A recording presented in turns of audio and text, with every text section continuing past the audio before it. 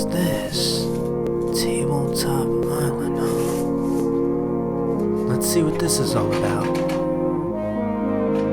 In a world where the wealthy Uncle Everett leaves his estate to a parrot, I've left each of you $20,000, and you're more than welcome to walk away now. However, some of these items you'll be bidding on will be worth way more than you could possibly imagine.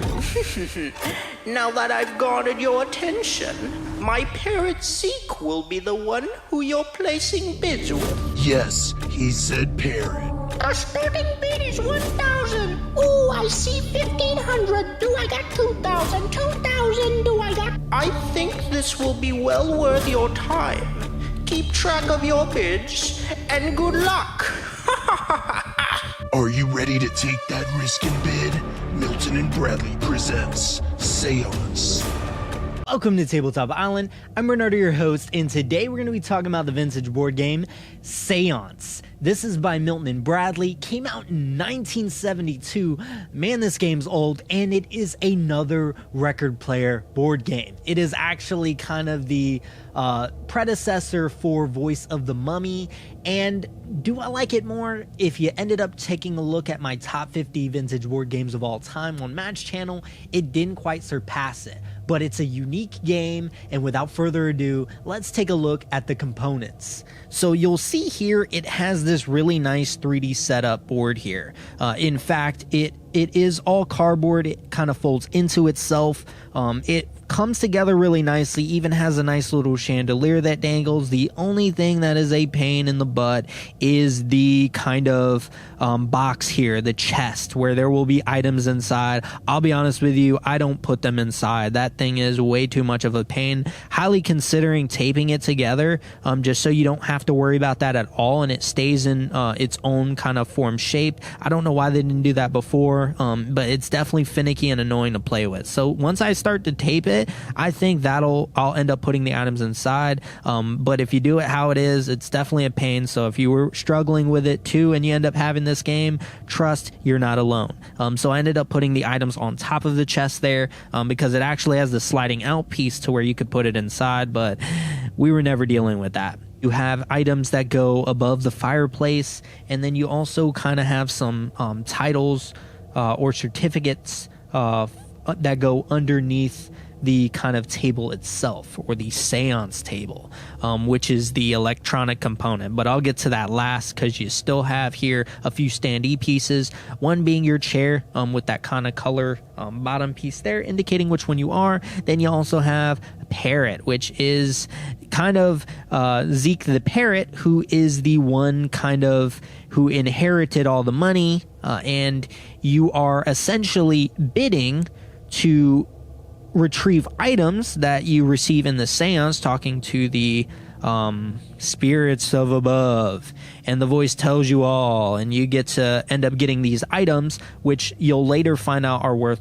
whatever they end up being worth in the game. One of the key important things is you are bidding on something that you honestly don't know what you're bidding for, which is exciting, a little frustrating, but there's a lot of key points to note. One of the key points that I noticed right off the top in the bidding aspect is, while you are blind bidding and you don't know what you'll get, sometimes you even get screwed out of not getting items at all. Like, let's say they say get an item in the chest. Well, if there's no item in the chest, you get nothing. Now, why is this important? Is you still want to bid high enough. So the other side of the disc, which we'll get to in a moment how that actually comes into play, but the record itself has a first part and a second part. Once you get to the second part, you end up getting funds that double the amount of money you play. This is something important to tell players prior to getting this game set up, or if this is your first time and you end up obtaining this game, just to kind of understand that, yeah, betting 1,000, 2,000 and just stopping sounds good, but the second you start to get to 5,000 and 8,000, when that doubles on the second half of the game, if it does, you're probably going to win just off of that. So knowing that bidding a little bit high can be very rewarding. It can also bite you in the butt, so that's something to consider also. But I'm still getting ahead of myself. The final element here is going to be the table itself. Inside the table, it has the record player. And I'll be honest with you, Voice of the Mummy, easy to deal with. This one is very finicky. The legs on the kind of table itself clip on, so you remove them when you put the game away. Makes sense. You definitely don't want it to snap, so I definitely understand that aspect. But it being perfectly balanced, the right leg on the right side, the kind of top lid itself isn't connected by like wires or anything, so it's like just plastic that you kind of clip in, so it can be removable, which is definitely convenient in terms of how you end up adjusting it. However, if it's even slightly off when you lower the lid, it doesn't play. So you need it leveled right. I'll tell you what, I sat there for a good 20 minutes when I've played this game the few times that I had the opportunity to. So don't think it's, all right, you get so used to it, you end up being a master. It's still going to be a little finicky. Now, to some people, that might lure them away from the game. I didn't find it that much of a problem due to the game being so unique and so mysterious. Now, you have these cardboard, again, items here. They're made out of really nice thick cardboard. You have money that you receive, which is either 500 or 1,000. Very interesting. A lot of games with money, too, even kind of back then, had so many different denominations. This is one of the first ones I've only seen 2 different denominations of funds. Something interesting to think about. And then you have this check list sheet, which is this nice cardboard piece that folds over a piece of paper, and you kind of mark next to it. It allows you to use multiple paper multiple different times, which is cool. Do I think they needed it? No. I could definitely scan that onto a piece of paper, laminate it, and make it dry erase. Highly considering it, but I don't see this game coming out too often to where that's really something I'll think about, but maybe I'll get to that point. We'll see. Deal out $20,000 to each player, $2,500s and 10 $1,000 bills. Again, super weird that this is a game that only has 2 denominations, but it works well with the bidding aspects of the game, so no complaints here. And the kind of premise of the game is you have Uncle Everett's estate to deal out, and it's this game where you're speaking to the dead, and Zeke the parrot is the one who inherited everything, and he's the one that's initiating these bids. And with the bids itself, the seance is what allows Uncle Everett to tell you what it's worth, if it's worth anything, and even to tell you what you've obtained. So on side 1 of the record, you're going player by player to initiate a bid. So Zeke will say, all right, so the first starting bid is going to be 1,000. I say Zeke says, but the record isn't saying this part. Just someone is playing as Zeke in this instance, and you put down $1,000. Then they can bump it up in $500 increments.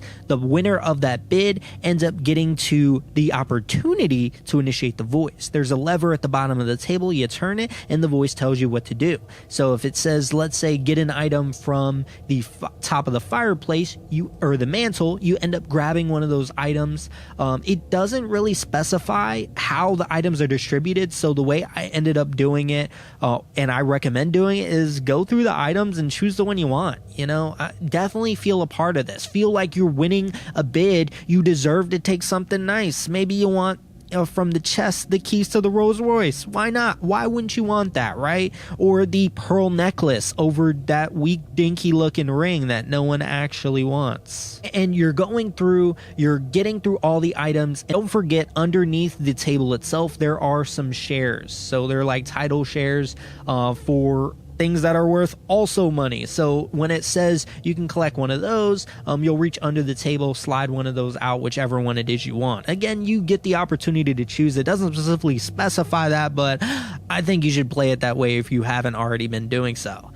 So you get through all the items. Once you do that, the first part of the game is over. Then you flip the disc over and you start to play the real fun aspect of the game. You look and see who has what.